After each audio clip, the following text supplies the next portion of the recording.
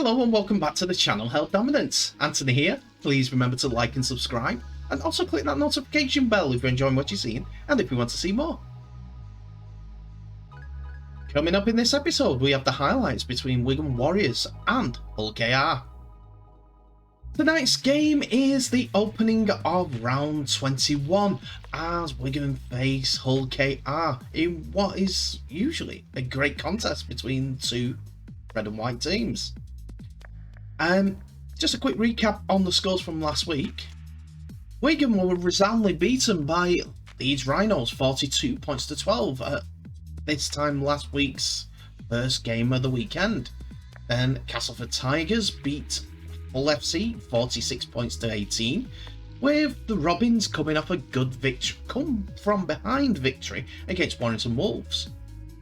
Catalan's Dragons and Huddersfield Giants have been having their issues off the field, but on the field it was the Dragons who came out with a golden point win. Well, the last minute win with the drop goal from Sam Tompkins. Then Toulouse went down 11 points to 24 at home against Salford Red Devils, while the final game of the weekend saw St Helens' golden point victory 13 points to 12 over Wakefield Trinity, who are still rooted to the bottom of the table. As you can see here, with them on 10 points, but their inferior points against record has put them bottom of the table, with Toulouse just above them. Warrington Wolves dropped down the division once again after their defeat against the Robins, which sees them be jumped by Leeds Rhinos, the Robins. Well, they were in that place anyhow, it just made it a lot worse than it was before. Leeds Rhinos have got an outside bet for being in the top 6 at the end of the season due to they're only 1 point behind Hull FC, the Robins, and also the Red Devils, who currently occupy that 5th spot. Then there's a 4-point gap to Castleford Tigers in 5th place, as they have found some decent form recently. Huddersfield Giants are still 4th despite their defeat, with Catalan's Dragons 1 point ahead. Tonight's hosts, Wigan Warriors, are at 2nd place, while St Helens are top of the tree. And that sets the table for the feast that we have coming towards us with the Wigan Warriors versus Hull KR. As many are saying, this is Wigan's biggest test of the season after a shock defeat to Leeds, in which they were not only beaten but dominated by an injury-hit Leeds side. Can they bounce back from that defeat? They're up against the resurgent Hull KR side, who have turned a corner recently with a pair of good wins, which truly has them in the playoff mix. A win here against the Warriors would give them the hopes of Finals Rugby League once again, which is a massive boost after their topsy-turvy season, with Tony Smith leaving and the announcement of Willie Peters being in charge next year.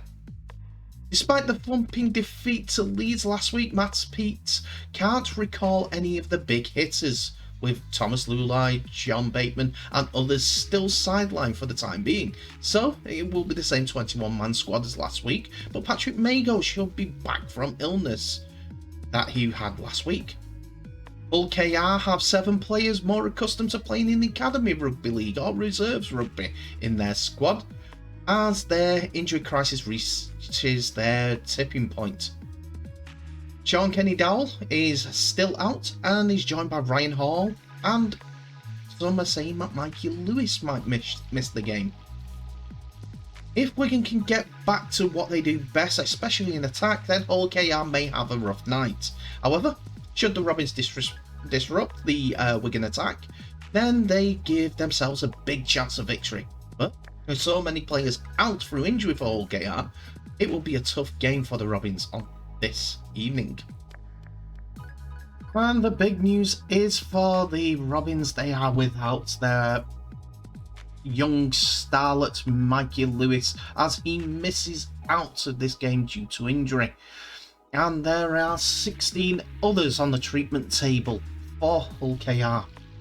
Lachlan Coote is going to be the man that they all lean on for this game at fullback, with Ethan Ryan, Sam Woods, Ben Crooks and Will Tate all looking to help out with the siege mentality that the Robins will surely take on. Ron Mills and Will Dagger are the halfbacks, while Zach Fishwick gets a start in the forward role with George King, and Matt Parcells and Jez Litton both start in the forward pack. Elliot Minchella and Sam Royal complete the starting lineup for the Robins. While on the bench, there is a very young looking squad.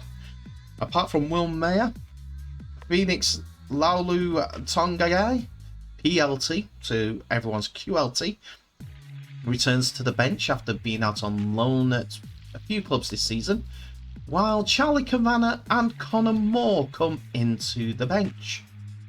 For the Warriors, it's more or less as you were, but Willie Iser drops to the second row, with Sam Halsall being recalled from his Newcastle dual registration to play in this game. Kai Pearce-Paul is the other centre, with Bevan French and Jai Fields the back line, with Liam Marshall on the other wing. Cade Cust, looking to bounce back from his performance against Leeds last time out, will partner Harry Smith once again, but Mike Cooper starts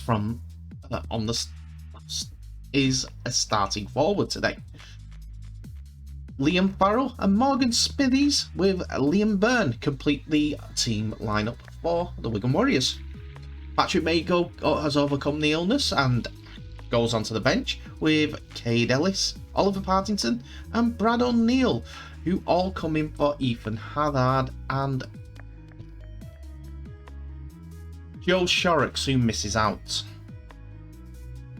Wigan got the ball up and rolling in the 3rd minute after Sam Halsall got Bevan French a free ball that he just needed to duck inside lock and Goot to score the first try of the game after 3 minutes. Some great hands by Harry Smith and Jai Fields got the young centre some space to pass it on to his experienced wingmate to score the opening try of the game. Harry Smith put the ball over around the sideline and it was 6-0. Not long after that, Liam Marshall went in for the second try on the 7th minute, and Wigan were in danger of running riot in the game.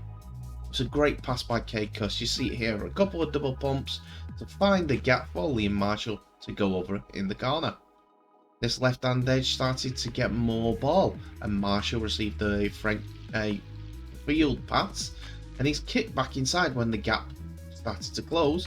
Found Mike Cooper, fortunately, and he bundled his way over the line. The video referee had to check the grounding because the referee wasn't 100% sure, but on a couple of views, it saw the big forward opened up his Wigan's try-scoring account in his second game. Here is the video referee decision. Try for Wigan. It's now 16 points to 0 to Wigan, and they're going at more than a point a minute. Next, it was Bevan French back in once again, as Lachlan Coop made the mess of the bounce of the rugby ball. Bounces everywhere. But it was Jai Fields' kick that was pinpoint that caused the confusion. French was fantastic in getting over the line for the second try of his game so far.